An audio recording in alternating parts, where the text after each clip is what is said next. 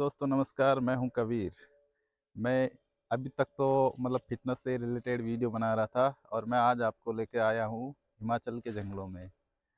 तो फ़िटनेस के साथ-साथ हमें प्रकृति को भी देखना चाहिए क्योंकि प्रकृति भगवान का रूप है, जिसको हम आदिकाल से पूजते आ रहे हैं।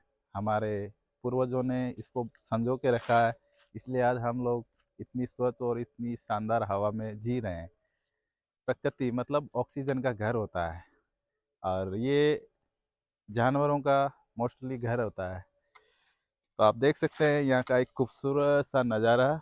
चारों तरफ सिर्फ पेड़ ही पेड़ दिखाई देंगे आपको। और ये जो पेड़ हैं, ये है साल के पेड़, जो कि सबसे महंगा है और कि ये किस काम में यूज़ लेते हैं। इसकी लकड़ी काम में आती है ज़्यादातर फर्नीचर बनाने के लिए, जो बहुत ही अच्छे क्वालिटी के फर्नीचर बनते हैं इससे। और इन पेड़ों की लंबाई है लगभग 70 या 80 फुट से ऊपर ही है, कम नहीं है। और देख सकते हैं आप ये इनके पेड़। और जंगल देखिए कितना अच्छा है, कितना खूबसूरत नज़ारा है। मन रम जाता है यहाँ आके, झूम जाता है ये देख के। हम शहरों में रहने वाले लोग जब यहाँ आते हैं अपनी घूमने के लिए और अपनी इच्छाओं को थोड़ा जागृत करने के लिए, हमें यहाँ जंगलों में घूमना चाहिए, पहाड़ों में भी जाना चाहिए, क्योंकि वहाँ एक अलग ही नज़ारा रहता है और एक अलग ही सीन रहता है। वहाँ रहने का मोस्टली आपका मन बहुत ज़्यादा हो जाएगा। एक बार देख लेते हैं ना, तो आप कहेंगे नहीं, हाँ मैं यहीं रहूँगा। ओके दोस्तों, हम चलते चलते थोड़ी आगे की तरफ बढ़े तो यहाँ का एक खूबसूरत सा नज़ारा देखा प्रकृति का। आप देख सकते हैं कि मेरे पीछे यहाँ जानवर, बकरी और भैंसें अपना चारा खा रहे हैं, क्योंकि जंगलों में बहुत अच्छी अच्छी अच्छी इनको खाने के लिए घास मिल जाती है। और दोस्तों, ये प्रकृति को लेके हम लोग जो वीडियो बना रहे हैं, प्रकृति हमें फ़ायदे ही फ़ायदे देती है। और इसका इतना फ़ायदा है कि हर कोई इंसान लेता है, लेकिन इसका गलत यूज़ बहुत से लोग ले रहे हैं, जैसे कि पेड़ों की कटाई कर देना, जंगलों को ख़त्म कर देना। क्योंकि इंसान की जो ज़रूरत है ना, वो बहुत ज़्यादा बढ़ गई है, जिसकी वजह से आज हम देखते हैं कि चक्रवात, तूफान, ये लैंडस्लाइडिंग, ऐसी घटनाएं बहुत ज़्यादा हो गई है।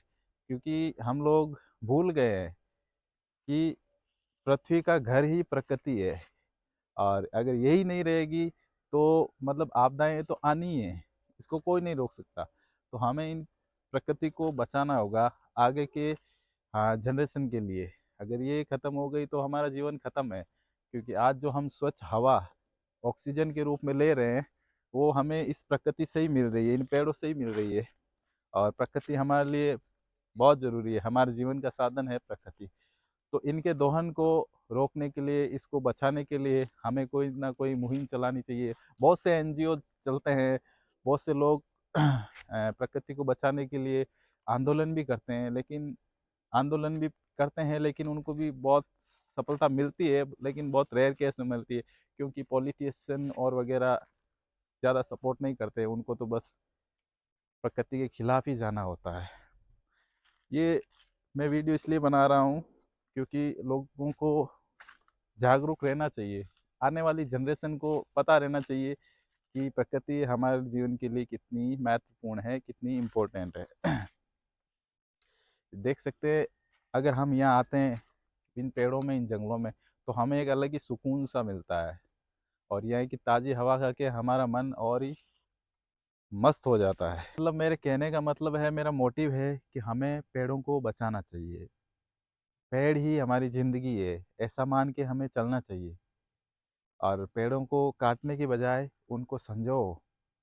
प्रकृति को आप जितना संजोगे वो आपको उतना ही निखार देगी। और अपने आसपास के घरों में जहाँ भी आपको दिखे, 2 पेड़ लगाओ, क्योंकि पेड़ ही जीवन है, प्रकृति ही हमारा जीवन है। अगर भगवान रियल में अगर कहाँ बसते हैं तो इसी प्रकृति में ही बसते हैं।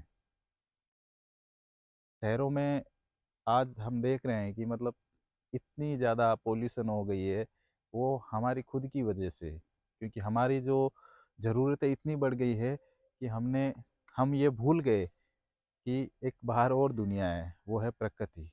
तो हमें उस प्रकृति की तरफ भी ध्यान देना चाहिए। तो आप देख सकते हैं ये इतना घना जंगल है और इतनी अच्छी जगह है। यहाँ पे हर चीज़ मिलेगी आपको, औषधियाँ भी मिलेगी, लकड़ी भी मिलेगी, और बहुत सी तरह के पंछी भी मिलेंगे, पक्षी भी मिलेंगे, जानवर भी मिलेंगे, सब।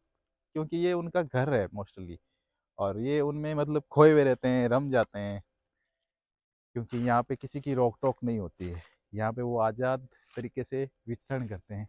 वो देख सकते हैं, वो आगे आगे की तरफ आपको दिखाई दे रहे होंगे, वो भैंस बकरी लोग यहाँ चराने के लिए भी आते हैं।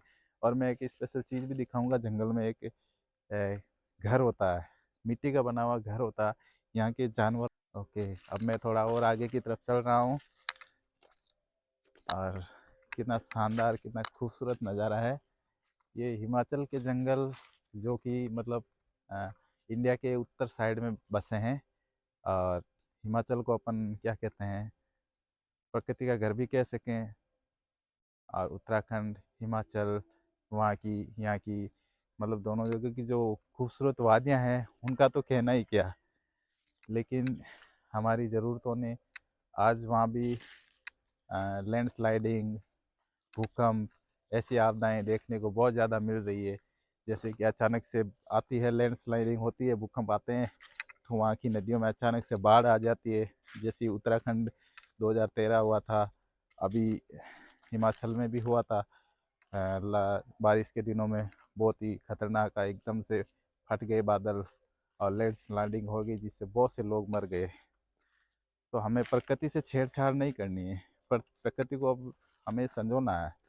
तो उसको हमें पहचानना होगा कि रियल में प्रकृति हमारे लिए कितना इम्पोर्टेंट है।